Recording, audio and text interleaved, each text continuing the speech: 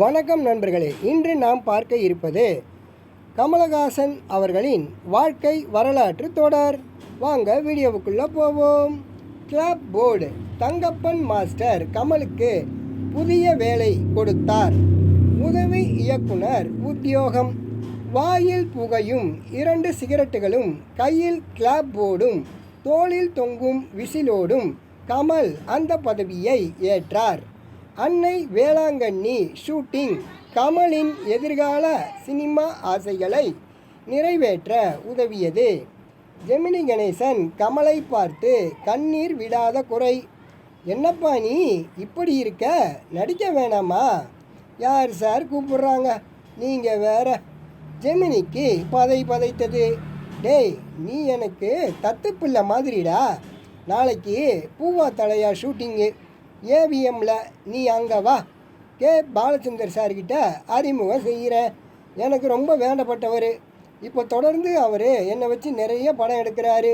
நிச்சயமாக உனக்கும் நல்ல வழி காட்டுவார்.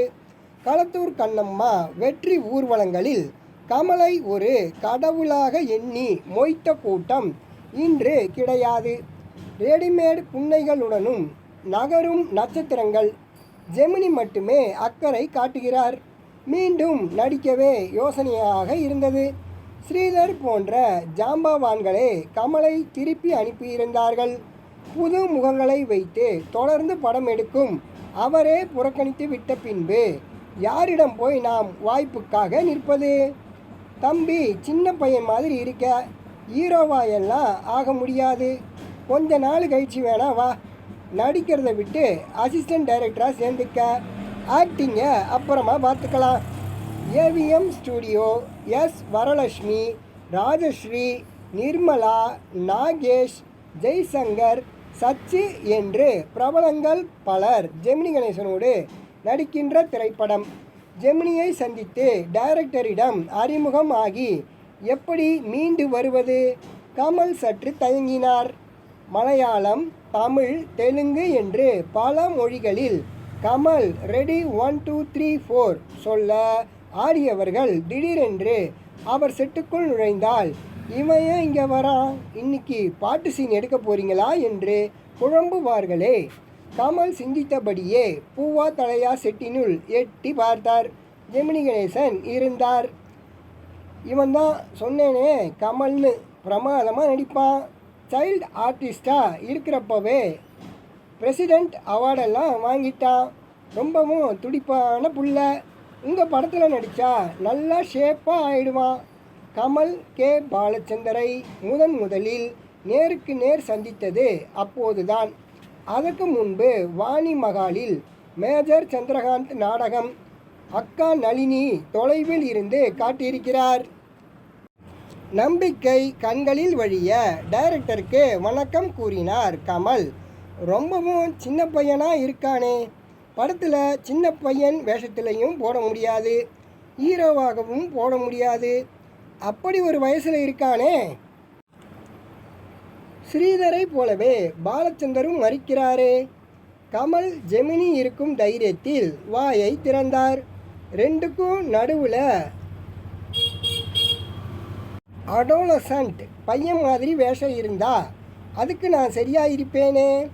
கே பாலச்சந்தருக்கு கமலின் பேச்சு கோபத்தை ஏற்படுத்தியது. முறைத்து பார்த்தார். அதே நேரத்தில் உண்மையான ஆர்வத்தின் வெளிப்பாடு அவரை சற்று சமாதானப்படுத்தியது. கமலின் தோள்களில் தட்டினார். பெரிய காரியவாதியாக இருப்பான் போல என்று மனதிற்குள் தோன்றியது. வெளியில் சிரித்தார். ஜெமினி மிக துணிச்சலாக டைரக்டரின் கண்ணாடியை கழற்றினார். கமலுக்கு மாட்டிவிட்டார். இப்போ பாருங்க, பெரியவனா தெரியல? ஜெமினி நினைத்ததை முடித்துவிடும் வேகத்திலே கேட்டார்.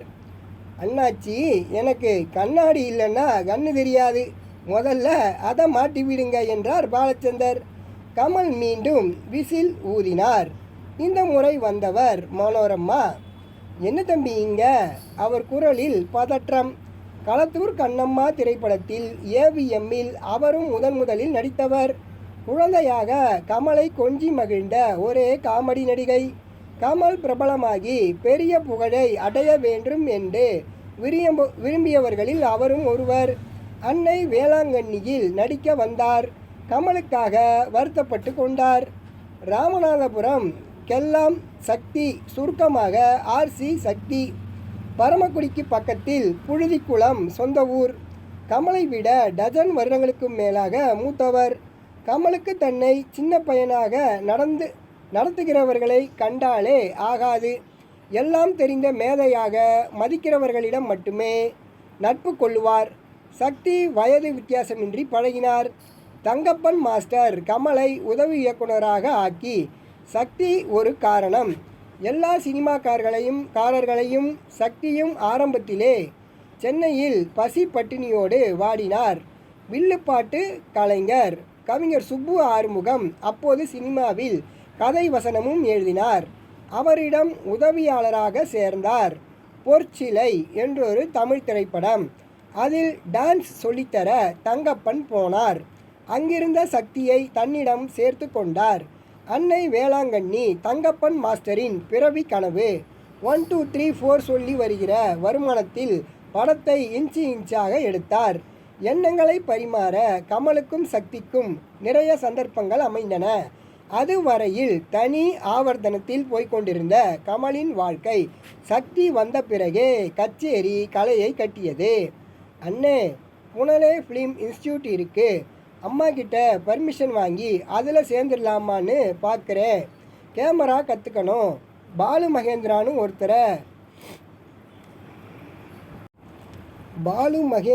ஒருத்தரை நர்த்தசாலா மலையாள பட ஷூட்டிங்கில் பார்த்தேன்.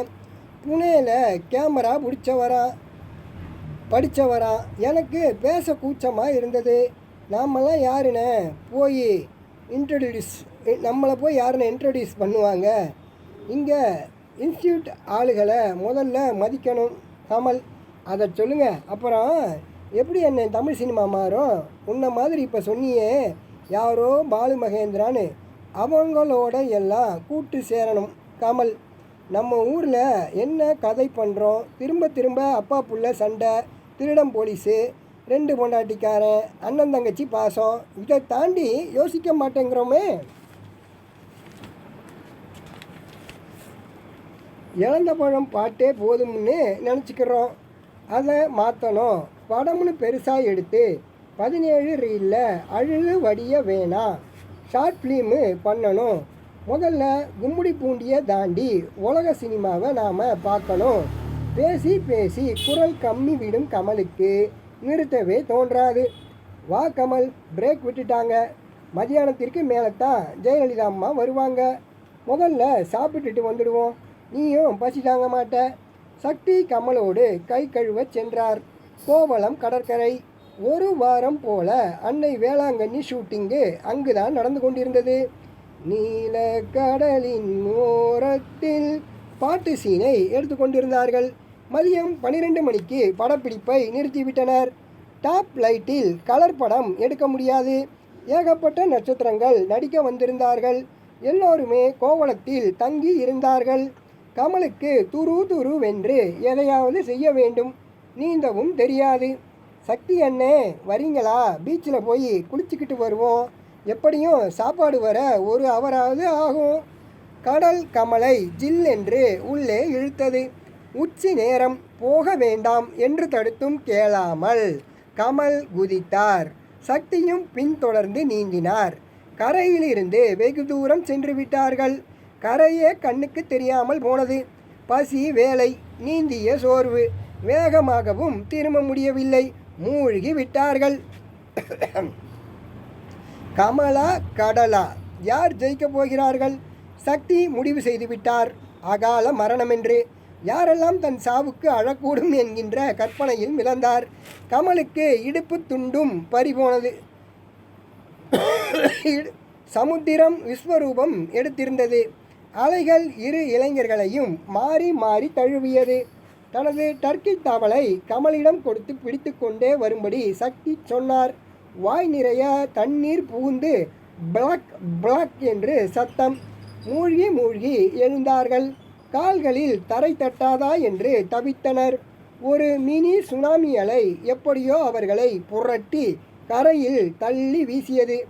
உயிர் இருந்தது என்ற மோனே புனர்ஜென்மம் தன்னே கமலை தழுவி கொண்டார். ஏன் சக்தி, அவனை பற்றி தெரியுமில்ல, நீயாவது புத்தி சொல்லி இருக்கக்கூடாதா? உசுறு போயிருந்தா அவங்க வீட்டுக்கு யாரில் பதில் சொல்ல முடியும்? தங்கப்பன் கோபத்தில் வெடித்தார். அவரை ஒன்றும் சொல்லாதீங்க மாஸ்டர். சக்தி என்ன இல்லைனா நான் செத்திருப்பேன். தன் தவளை கொடுத்து என் உயிரை காப்பாற்றினாரு. சரி சரி, போய் சாப்பிடுங்க. என்ன வேலை பண்ணிட்டீங்க? யூனிட்டே சமைச்சு போச்சு. பப்பிம்மா பத்மினி அடுத்து டோஸ் விட ரெடியாக இருந்தாங்க. அவங்க ஹேர் ட்ரெஸ்ஸர் தடுத்தும் கேட்காம கடலில் குதிச்சிருக்கீங்க. சக்திக்கு என்னவோ போலாகிவிட்டது. இனி ஆளுக்கு ஆள் நம்மை கேள்வி கேட்பார்கள். கமல் சமாதானம் செய்தார். அட விடுங்க அண்ணே, வாங்க ஜாலியாக ஒரு ஞாபகார்த்தமாக ஃபோட்டோ எடுத்துக்கலாம். அதான் போய்ச்சிட்டோம்ல, இருங்க நம்ம ஸ்டில்ஸு சலபதி ராவை கூப்பிடுங்க. ராவ் கிளிக்கினார். புகழேணியின் உச்சியில் இருந்த நடிகை தேவிகா பீம்சிங்கின் 4வது உதவியாளரை திடுதிப்பென்று கல்யாணம் செய்து கொண்டார். அவர் கணவரின் பெயர் தேவதாஸ். அசோக் குமார் என்ற திரைப்படத்தின் தயாரிப்பாளருடைய மகனவர். வெகுளி பெண் திரைப்படத்தை முதலில் டைரக்ட் செய்து வந்தார். ஜெமினி கணேசன், தேவிகா, முத்துராமன், நிர்மலா, பாலாஜி, நாகேஷ் என்று மெகாஸ்டார் மூவி கதை கலைஞானம். எங்கெல்லாம் வலையோசை கேட்கின்றதோ அடையாறில் ஒரு பங்களாவில் எடுத்து கொண்டிருந்தார்கள். அந்தி சாயும் நேரம். நடனம் சொல்லித்தர வந்து கொண்டிருந்தார் கமல்.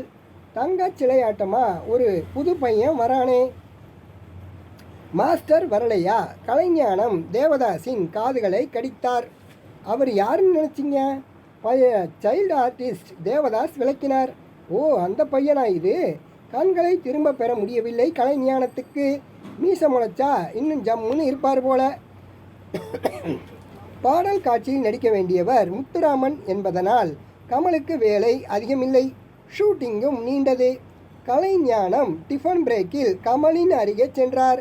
கமலை கடுப்பேற்றும் பிரதான கேள்வியையே அவரும் கேட்டார். ரொம்ப நல்லா மூமெண்ட் எல்லாம் சொல்லியிருந்தீங்க, நீங்கள் ஏன் நடிக்க வரக்கூடாது? கமல் புன்னகை புரிந்தார். கலைஞானம் தன்னை அறிமுகப்படுத்தி கொண்டார். நடிக்கிறதுல எனக்கு இஷ்டம் இல்லை, கையை கட்டி கொண்டு பவ்யமாக பதில் சொன்னார் கமல். கலைஞானம் அப்போது KS கோபாலகிருஷ்ணனின் புரத்தி மகன் கதாசிரியர். அதில் ஜெமினி கணேசனின் மகனாக நடிக்க புதுமுகங்களை தேடினார்கள். கலைஞானம் KSGயிடம் கமலை பற்றி சொன்னார். கேரக்டருக்கு ஒத்து வந்தால் புக் பண்ணிடலாம். KSGயின் கதவு திறந்து விடப்பட்டது. 5 ரூபாய் டாக்ஸி வாடகை கொடுத்து கற்பகம் ஸ்டூடியோவில் இருந்து கமலின் வீட்டிற்கு பறந்தார் கலைஞானம். கமல் திகைத்து நின்றார். எனக்கு இஷ்டம் இல்லைன்னு சொல்லிட்டேனே, நான் KSG கிட்ட உங்களை கையோடு அழைச்சிக்கிட்டு வரேன்னு சொல்லிட்டேன். டாக்ஸி காத்திருக்கு. கமலுக்கு தர்ம சங்கடம். வண்டியிலே ஏறினார். கற்பகம் ஸ்டூடியோ. விநியோகஸ்தர்கள் வானளவு கொண்டாடிய டைரக்டர்களில் KSGயும் மிகவும் முக்கியமானவர். அவரது படங்களை இன்னுமா ஓட்டுறீங்க என்று KSGயை கேட்கும் அளவு ஓட்டி வசூலை செய்தார்கள். அவரது பணமா பாசமா சட்டென்று பூவா தலையா ஆனது. அரங்கண்ணல் தயாரிப்பில் கமலின் தோற்றம் KSGக்கு மிகவும் பிடித்துவிட்டது. அடுத்து டயலாக் பேப்பரை நீட்டினார். கமல் பேச ஆரம்பித்தார். கீச் கீச் என்று குரல் ஒலித்தது. தம்பியை ரூமில் உட்கார வை, இன்னொரு பையனை வர சொல்லியிருக்கேன், அவனையும் டெஸ்ட் பண்ணிவிடுவோம். அடுத்து வந்தவர் மாஸ்டர் ஸ்ரீதர். கணீர் கணீர் என்று கோயில் மணி ஓசையாக கம்பீரமாக டயலாக்கை சொன்னார். KSG அவரை குரத்தி மகனில் ஹீரோவாக போட்டார். கமலை ஸ்ரீதரின் கூடவே காட்சிகளில் தோன்ற செய்தார். டயலாக்குகள் அதிகம் கிடையாது. அந்த திரைப்படம் 100 நாட்களை தாண்டி ஓடியது. தேவர் கெட்டிக்காரன் திரைப்படத்தில் கமலை ஹீரோவாக நடிக்க வைக்க விரும்பினார். கவுபாய் வேடம், குதிரைகளில் ஏறி சாகசங்களை செய்ய வேண்டும். யூனிட் ஆட்கள் ரிஸ்க் எடுக்க முடியாது என்றார்கள். வழக்கம் போல ஜெய்சங்கரிடம் போனார்கள். கமலுக்கு ஏமாற்றங்கள் தான் வழி நெடுகிலும். மேலும் அவரின் வாழ்க்கை வரலாற்று தொடர் அதிசயங்கள் தொடரும். அடுத்த வீடியோவில் சந்திப்போம். நன்றி.